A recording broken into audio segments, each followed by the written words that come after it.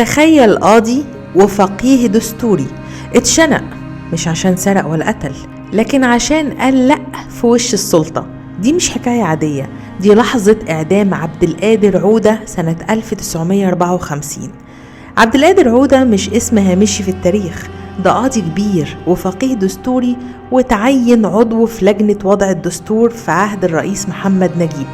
راجل كان حلمه دستور حقيقي وحريات حقيقية ودولة ليها قانون مش مزاج.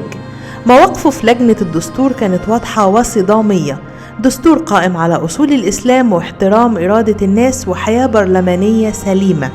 مش بس كده، سنة 1953 الحكومة الليبية نفسها انتدبته يحط الدستور الليبي. يعني الراجل كان قيمة مش مجرد اسم. طيب دخل في عداء مع النظام ليه؟ السبب الأول إنه كان من أقوى الناس اللي وقفوا مع محمد نجيب لما اتشال من منصبه، عشان كان مصر ترجع الحياة البرلمانية ويبقى فيه ديمقراطية حقيقية. عبد القادر عودة نظم مظاهرة ضخمة بعشرات الآلاف ضغطت على مجلس قيادة الثورة وأجبرتهم يرجعوا محمد نجيب تاني، ونجح.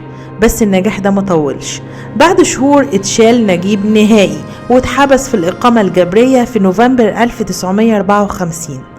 السبب التاني والأخطر، عبد القادر عودة راح نصح جمال عبد الناصر وقال له حل الإخوان بالطريقة دي خطر، ممكن شاب متهور يغلط غلطة كبيرة من غير علم قيادته. رد عبد الناصر كان صادم، كم عدد الإخوان؟ 1,000,000 2؟ أنا مستغني عن تلت الأمة ومستعد أضحي ب7 مليون لو الإخوان 7 مليون. وقتها عودة اتصدم وقالها في وشه، 7 مليون تمن لحياة فرد؟ ما أغناك عن هذا يا جمال. الجملة دي ما اتنستش وكانت من أسباب المصادقة على حكم إعدامه. يوم الخميس 9 ديسمبر 1954 تم تنفيذ حكم الإعدام بتهمة التآمر في حادثة المنشية.